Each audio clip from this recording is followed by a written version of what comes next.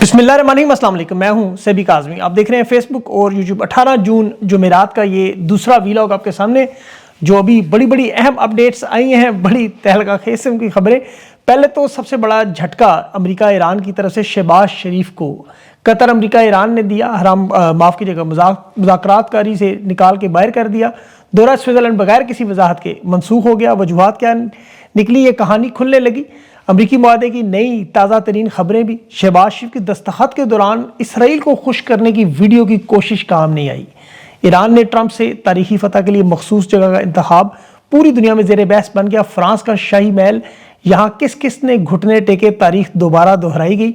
और अमन मुआहदा और तीसरी आलमी जंग का जो तबले जंग बज रहा है। मॉस्को पर बड़े शदीद हमले और यूक्रेन के अमेरिका, यूरोप अब रूस के निशाने पर। आज रात बड़ी खतरनाक हो सकती है। और इसराइल के वज़ीर-ए-आज़म, जिसका इक़्तिदार आखिरी सांसों पर आ गया, नेतन्याहू ने मुआहदे पर अपना खतरनाक रद्द-ए-अमल वीडियो की सूरत में जारी कर दिया। जर्मनी ने भी अचानक जंगी बहरी बेड़ा बहरे अहमर में भेजा है। चीन ताइवान के मामले पर, तुर्की, यूनान और दूसरी तरफ क्यूबा भी निशाने पर। बहुत से मामलात हैं। अमेरिका के पीछे हटने से अब पाकिस्तान के हालात क्या होने जा रहे हैं, ख़ास तौर पर तेल की मार्केट में। ईरान के तेल की एंट्री से तेल की कीमतों में बड़ी कमी, लेकिन पाकिस्तान में तेल नहीं मिल सकेगा। जंग से पहले वाली कीमतों पर तेल फरोख्त पाकिस्तान में क्यों नहीं हो रहा। और आईनी नई तरमीम की बाज़गश दोबारा शुरू। फील्ड मार्शल की सदारत का नया महाज। बिलावल ने इधर तुम इधर हम वाली कश्मीरी मुजाहिरीन और कश्मीर के हवाले से आज वारदात क्या की। और खान के केसेस में एक बार फिर हेरा फेरी भी शुरू हुई। खैबर पख्तूनख्वा के वज़ीर आला सुहेल अफरीदी को मुलाकात की बजाय नाकाबिल ज़मानत वारंट अचानक जारी हो गए। कल ये बजट पेश करेंगे नहीं। इन तमाम खबरों की तफसील आपके सामने रखता हूँ। सबसे पहले तो ईरान अमेरिका मुआहदे की जो नई तफसीलात सामने आई, जिसके बाद अभी डोनाल्ड ट्रंप और नेतन्याहू दोनों के ज़ाहिर इक़्तिदार को बड़ा शदीद ख़तरा लाहक हो चुका है, सबूत आ चुके हैं।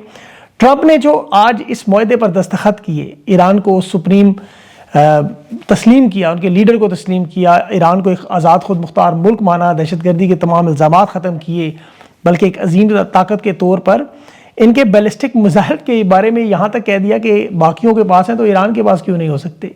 ईरान के पड़ोसी मुल्क अगर बिजली के लिए न्यूक्लियर पावर इस्तेमाल कर सकते तो ईरान क्यों नहीं कर सकता। ईरान के अगर हमने पैसे रोके, अगर हम वापस करें तो किसी को क्या एतराज़। ये ऐसी सरकारी ऑफिशियल सतह पर बातें। और जिस तरह 1956 में नहर स्वेज़ का ये बहरान एक तंग आबी गुज़रगाह के बाद हल हुआ, जिसमें आलमी तजारत को रोका गया था। उस वक्त मिस्र के सदर जमाल अब्दुल नासिर ने किया था। इस नहर को कौमी मलकियत में लिया था, जो बरतानिया और फ्रांस की कंपनियों के कंट्रोल में थी। उसके बाद मिस्र पर हमला हुआ, फौजी लिहाज से कमज़ोर हुए, लेकिन उस वक्त सोवियत यूनियन साथ दिया और बरतानिया, फ्रांस, इसराइल पीछे हट गए। ये बहुत बड़ा बहरान था। बिल्कुल उसी तरह का यही मामला। और बरतानिया और फ्रांस उसके बाद फिर आलमी पावर्स नहीं रहे, वो ख़त्म हो गए।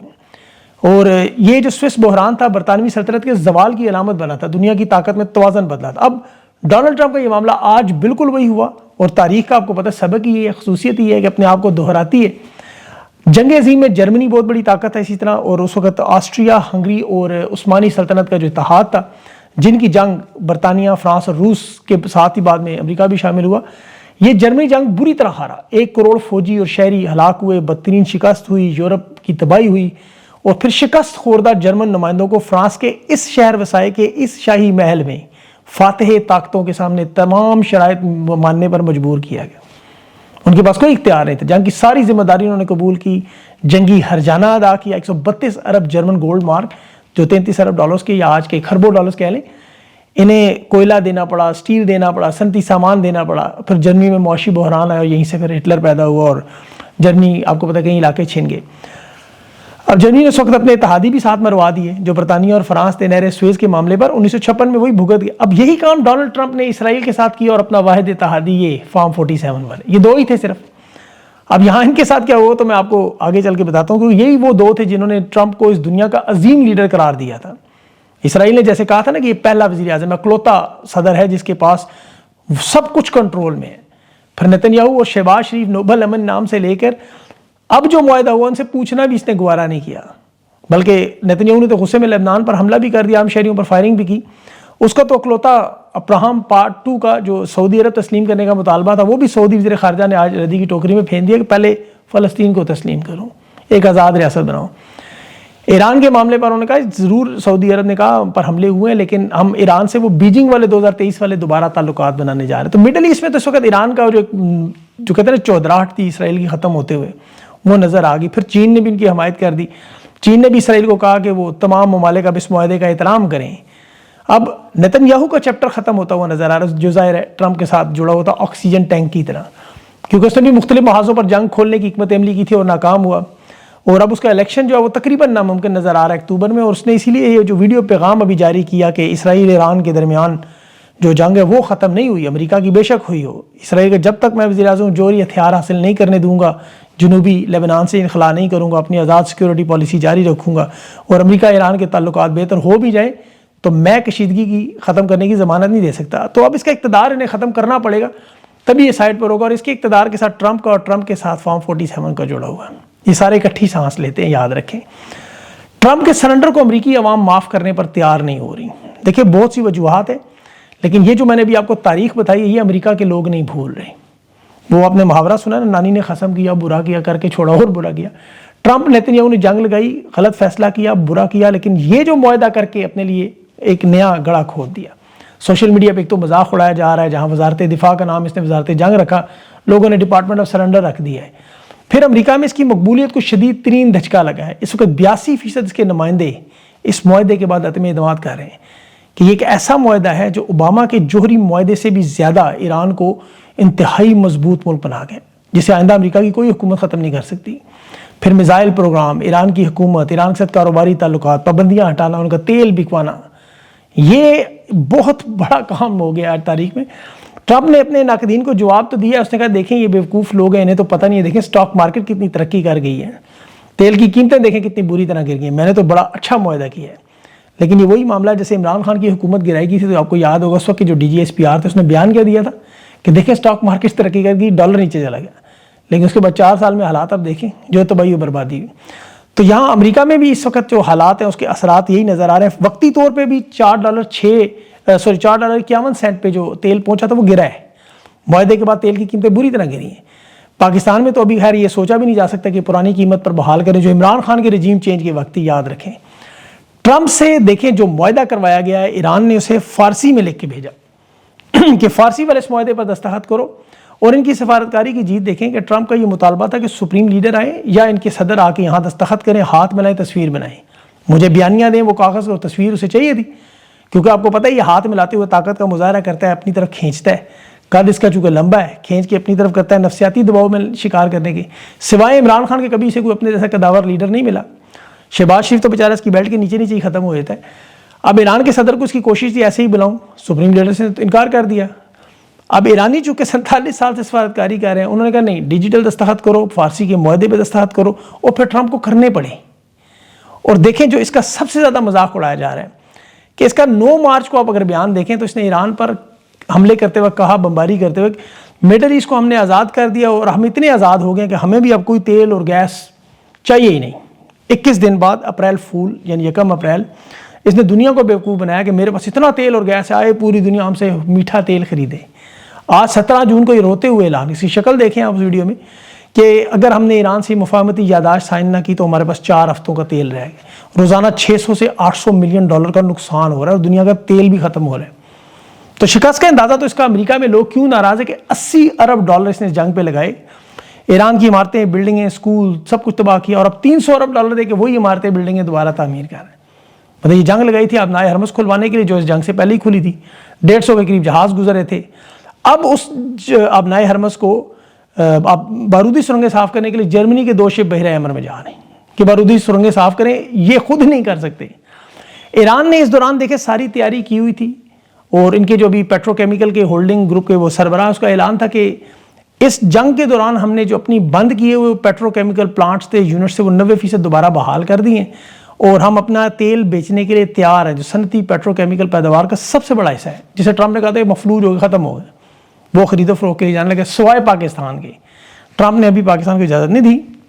اب چونکہ دیکھیں معاہدہ ہو گیا، دستخط ہو گئے، تو شہباز شریف کو سوئٹزرلینڈ کے دورے کی منسوخی کا اعلان کروا دیا انہوں نے، بغیر کسی وجہ کے، نہ کو وضاحت دی. امریکہ اور ایران دونوں نے ٹیکنیکل مذاکرات سے اسے الگ کر کے خود 2 طرفہ مذاکرات براہ راست شروع کر دی. شہباز شریف نے دورے کا سوئٹزرلینڈ کا اعلان کیا کہ وہاں اچھلتے کودتے سیونگ سیف ایگزٹ کی ایک محفل لگائیں گے، کچھ تصویریں بنائیں گے، کچھ ویڈیو بنائیں گے، بیانیہ لے لیں گے. صبح اعلان کیا، دورہ ہے، 4 نام دیے، لیکن ایران امریکہ دونوں نے منسوخ کر دیا. اب ان کا اپنا اصلی کام شروع ہو چکا ہے. ان کی تو اتنی اوقات نہیں ہے، نہ ویلیو نہ ضرورت ہے اس میں ڈائریکٹ بات چیت کریں. اب شہباز شریف یا فارم 47 اور فیلڈ مارشل نے آپ کو پتا ہے ٹرمپ کو بڑی فیس سیونگ اور سیف ایگزٹ دی، ٹویٹس دی، پیغامات دیے، ڈاکیہ کام کیا. شہباز شریف نے بڑی چمپو چماٹی مالش کی. اسے اس کے بدلے میں ایک دستخط شدہ معاہدے پر دستخط کی ویڈیو شیئر کرنے کی اجازت دی کہ اب تمہارا کام ختم. لیکن ٹپ نہیں ملی. ٹرمپ اگر تھوڑا سا مخلص ہوتا، تھوڑا سا، تو انہیں کم از کم تیل تیل دے دیتا. دیا اس نے تیل، لیکن سعودی عرب سے کوئی قرضہ نہیں دلوایا، کوئی تیل نہیں دیا. 300 ارب ڈالر ایران کو دے دیے، انہیں نہیں تیل دیا. عالمی مارکیٹ میں اس وقت تیل کی قیمت جو 28 فروری کی اس جنگ میں اس کے برابر، بلکہ عمران خان کی رجیم چینج کے برابر انٹرنیشنل مارکیٹ میں آ چکی ہے. پاکستان میں 258 تھی 28 فروری کو، آج 373 ہے. اور یہ ابھی کمیٹیاں بنا رہے ہیں کیونکہ انہیں ویڈیو چاہیے تھی. ٹرمپ نے کہا ویڈیو دے دو، اور ویڈیو میں بھی انہوں بلنڈر مارا اسرائیل کی توجہ کے لیے. پیچھے ایک ایسی کتاب رکھ دی اسرائیل کے حوالے سے جو جان بوجھ کر رکھی گئی، مطلب پراسات تعلیمات جسے لوگ جوڑتے ہیں. اب پتہ نہیں کیا پیغام دینا چاہ رہے تھے، کیا اشارہ دینا چاہ رہے تھے، کس نظریے کے حامی ہیں، کیا بتانا چاہ رہے تھے، لیکن بلنڈر مار دیا. اس میں کام ویسے ہی ختم ہو گیا. اسرائیل تو پہلے ہی مخالف ہے. اب بچہ کچھ نہیں ان کے پاس. قطر نے خود مذاکرات کر سارا کام سنبھال لیا، انہیں دودھ سے مکھی کی طرح باہر. اور امریکہ اور ٹرمپ تو ویسے ہی آپ کو پتہ ہے ہر معاہدے سے نکلتے ہوئے نظر آ رہے ہیں، ہر مسئلے سے. ایران کے بعد تائیوان کا اور یوکرین کا 2 بڑے معاملات تھے. یورپ کے تمام معاملات پر بھی آج لال جھنڈی امریکہ نے دکھا دی. وزیر دفاع جو ہے اس کا امریکہ کا، اس نے یورپی نمائندوں کو صاف صاف کہا ہے کہ ہم نیٹو کے سیکورٹی گارڈ کا کردار نہیں کریں گے، اپنی فوجی طاقت خود اکٹھی کریں، کوئی خاص مدد نہیں ہوگی کیونکہ آپ نے ہماری مدد نہیں کی. اب یہ بیان اس وقت آیا کہ آج یوکرین کی طرف سے روس پر میزائلوں کے شدید ترین حملے ہوئے. یہ 2 سالوں میں سب سے بڑے حملے تھے. 194 بمبار ڈرون روکے، لیکن 555 ڈرون جو ہے وہ یوکرین نے تیل کی ریفائنریوں پر مارے ہیں. اور حالات یہ تھے کہ آسمان سے تیل جیسی بارش ہو رہی تھی جیسے ایران میں آپ نے دیکھی تھی. اب روس ظاہر ہے ہائپرسونک مارے گا، اپنے زرکون میزائل مارے گا، سرمات اور کنزال میزائل پہ مارے گا، لیکن ٹرمپ اس سے سائڈ پہ ہو رہا ہے. اور دوسرا معاملہ تھا تائیوان کا، جس پہ ٹرمپ نے الٹا آج تائیوان پہ الزام لگا دیا کہ ہماری تمام سیمی کنڈکٹر فیکٹریاں یہ تائیوان لے گیا ہے، جن پہ ہم ٹیرف لگا کے تحفظ کرنا چاہتے ہیں، کیونکہ سارا معاملہ ہی آپ کو پتہ ہے سیمی کنڈکٹرز کا ہے. اس نے کہا ساری صنعتیں وہاں چل گئی، ہمارا انٹیل انویڈیا دنیا میں اتنا بڑا معاملہ تھا، اتنی بڑی فیکٹریاں تھیں، تو اب ہم 60 ارب ڈالر کی ساری فیکٹریاں واپس لائیں گے. تو تائیوان کے معاملے سے ہی پیچھے ہٹ رہا ہے جیسے یوکرین کے معاملے سے. اب انہیں پتہ چل گیا یہاں بھی چین ایک بہت بڑی طاقت ہے، اور چین نے بھی نیٹو کو، یورپی ممالک کو آج ہلکا سا رگڑا لگایا. تو یہ جو معاملہ ہے اب اس میں دیکھیں کیوبا کی طرف حملے کی طرف، یا ابھی جو دوسرا معاملہ شروع ہو رہا ہے تیسری عالمی جنگ والا، تو یہ ٹرمپ کے لیکن سرنڈر کے بعد اب جو دنیا بدلتی جا رہی ہے، خاص طور پر پاکستان میں، خاص فارم 45 اور 47 اور فیلڈ مارشل کو جو اندازہ ہوا ہے کہ اگر ٹرمپ سرنڈر کر گئے ان معاملات میں، تو یہ ٹخنوں کے نیچے لٹکنے والے بوٹ کے تسموں کی طرح والے ان کی کیا اوقات ہے کہ یہ جو اتنی طاقت، بے رحمانہ طاقت استعمال کر رہے ہیں، آخر تو اس کا کام سرنڈر ہی ہے. اگر ٹرمپ سرنڈر کر گیا یا 1971 جیسے سرنڈر ہوا، تو یہ 4 سال کی تاریخ میں کیا کر سکیں اس طاقت کے استعمال سے. بنگلہ دیش دیکھیں، وہاں 500 ارب ڈالر کی اکانومی میں اضافہ ہو چکا ہے. یہ تو عمران خان کے دور کی معاشی کامیابی 6.2 تک بھی نہیں پہنچ سکے. طاقت کے فارمولے سے اگر یہ معاشی ترقی، استحکام، امن لا سکتے تو اب تک لا چکے ہوتے. انہیں تو ایران کا جو تیل ہے وہ خریدنے کی ابھی تک اجازت نہیں ملی. گیس پائپ لائن تو بہت دور کی بات ہے. پھر اوپر سے پیٹرولیم مصنوعات آپ دیکھیں کہ یہ 300 روپے لیٹر سے نیچے نہیں لا سکتے، کیونکہ معیشت کی تباہی کا جو تاوان جس طرح ایران نے امریکہ سے وصول کیا، یہ پاکستان کی عوام سے وصول کر رہے ہیں. ابھی اس کی تازہ ترین واردات وہ بھی خواجہ آصف کی رشتہ دار ہے، سائنس ٹیکنالوجی کی وزیر شزا فاطمہ، ان سے کروائی ہوئی، میں آپ بتاتا ہوں بلاول سے بھی. لیکن اس طرح کے معاملات میں دیکھیں تحریک انصاف کو بھی کچھ سیکھ لینا چاہیے. تحریک انصاف کو یہ سیکھنا چاہیے کہ ایران جیسی جب تک یہ مزاحمت نہیں کریں گے، یہ کبھی ان کے جائز مطالبات جو ہیں وہ تسلیم نہیں کریں گے. انہیں بھی ایران کی طرح کی بھرپور مزاحمت کی طرف جانا ہوگا، تب یہ سرنڈر کریں گے. یا آزاد کشمیر کی طرح دیکھ لیں، مفاہمت تبھی ہوتی ہے، سرنڈر تبھی ہوتا ہے ٹرمپ کی طرح جب مزاحمت ایسے لیول پر ہو. اور حالات تو اس نہج پر پہنچے ہوئے ہیں. ابھی دیکھیں طاقت کے ذریعے گلگت بلتستان میں انہوں نے بھی وزیر اعلیٰ استحکام پارٹی کا لگانے کی کوشش شروع کر دی ہے، جیسے فارم 47 پہ حکومت بنائی. اور دوسری طرف ادھر ہم والی واردات بھی، وہ بھی میں آپ کو بتاتا ہوں. لیکن اس سے پہلے ابھی جو عمران خان سے خیبر پختونخوا کے بجٹ پر جو ملاقات کا معاملہ ہے، جس میں سہیل آفریدی مزمل اسلم کی ملاقات ہونی تھی، اسلام آباد ہائی کورٹ کے جسٹس خادم حسین سومرو نے کیس لگایا تھا اعتراضات کے فوراً بعد. وہ اچانک رجسٹرار آفس سے آنے والی رپورٹ کے بعد اس نے حکم دیا کہ چونکہ سرفراز ڈوگر کی سربراہی میں پہلے سے زیر سماعت ہے تو اسی کا پاس بھیج دیں. یہ انہوں نے فیصلہ کرنا تھا، لیکن اچانک وہ بدلا معاملہ. اب خیبر پختونخوا کے جو مینا آفریدی صاحب ہیں صوبائی وزیر، انہوں نے کہا جی کل 19 جون کو جو بجٹ پیش کرنا ہے وہ ہم نہیں کریں گے. کون سا والا وہ میں بتاتا ہوں، کیونکہ سینئر سول جج عباس شاہ کی عدالت سے سہیل آفریدی کے ریاستی اداروں پر گمراہ کن الزامات اور ساکھ متاثر کرنے کے معاملے پر وارنٹ گرفتاری جاری ہو گئی کہ 29 جون تک گرفتار کر کے لائیں. پی کا ایکٹ کہتا ہے تو نیشنل سائبر کرائم کا مقدمہ ہے. اب سہیل آفریدی اگر بجٹ پاس نہیں کرتے تو کیا انہیں گرفتار کریں گے؟ گورنر آج لگائیں گے, معاملہ کس طرف جائے گا؟ اور سہیل آفریدی کے لیے معاملہ یہ ہے کہ وہاں جو ممبر صوبائی اسمبلی ہیں, ابھی انہی کے قبیلے کے عبدالغنی آفریدی, ان کا کہنا ہے کہ تمام ایم پیز کو یہ پیغام دیا جا رہا ہے, دے دیا گیا کہ جو جو عمران خان سے مخلص ہے وہ اس بجٹ کا مکمل بائیکاٹ کریں جب تک عمران خان کی فیملی سے ان کی ملاقات نہ ہو. پھر علیمہ خان نے بھی سہیل آفریدی یہی مطالبہ کیا ہے کہ کے پی کے بجٹ کو پیش نہ کریں, ان پر پریشر بنائیں جب تک عمران خان کی قید تنہائی ختم نہ ہو, عمران خان کو اسپتال میں شفٹ نہ کیا جائے. پھر وہ مینا آفریدی صاحب انہوں نے بریفنگ دی انہیں کہ ہم روٹین کا بجٹ پیش کر دیں گے, ریگولر بجٹ سرپلس بجٹ پیش نہیں کریں گے, کہ ڈیفنس کے لیے جو کے پی سے 300 ارب سالانہ وفاق نے مانگے ہیں پہلے وہ دیں گے, پھر اس میں ہم 175 ارب ڈیفنس کے واپس کریں گے. تو یہ ہوگا عمران خان کی ملاقات اور منظوری کا. اب یہ خیر کل پتہ چل جائے گا کہ سرپلس بجٹ کے بعد صورتحال کیا نکلتی ہے. باقی جو عدالتوں میں ہوا آپ کو پتہ ہے, آج وہ جس طرح پرانے قلعے کے لاہور پیچھے محلے میں ہوتا ہے وہی ہو رہا تھا. وہاں سرفراز ڈوگر نے آج عمران خان کا کیس ایک بار پھر سننے سے انکار کیا.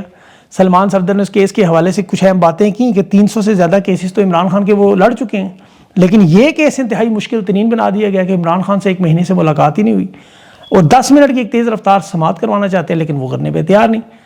علیمہ خان نے بھی یہ کہا کہ آج اگر عمران خان جیل میں ہے تو اس کی وجہ ایک شخص ہے صرف, وہ ہے سرفراز ڈوگر جو کیس نہیں سن رہا, ورنہ عمران خان اور بشا بھی دونوں باہر ہوتے ہیں.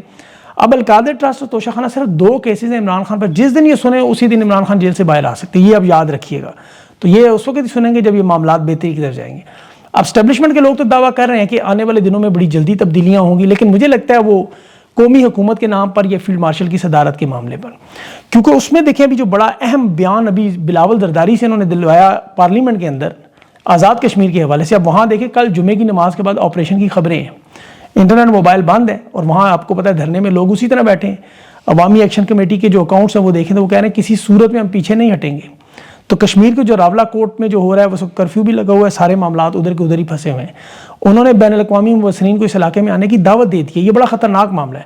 اب یہاں یہ خطرناک کھیل کیا کھیل رہے ہیں؟ بلاول زرداری نے جو بیان دیا, جیسے اس کے نانا نے کہا تھا ادھر تو مدرہم پھر مشرقی پاکستان بنگلہ دیش, یہی واردات. اس نے ایک طرف ایکشن کمیٹی پر آج تنقید کی اور مہاجرین کی نشستوں کو اس نے کہا کہ ہمیں انہیں مخصوص نشستوں میں تبدیل کرنا چاہیے, آئینی ترمیم کریں, آزاد کشمیر اور گلگت بلتستان کو پاکستان میں ضم کریں, یعنی اس کا جو دائرہ کار ہے وہ آزاد کشمیر تک بڑھا دیں, آئین پاکستان کے تحت انتخابات کریں.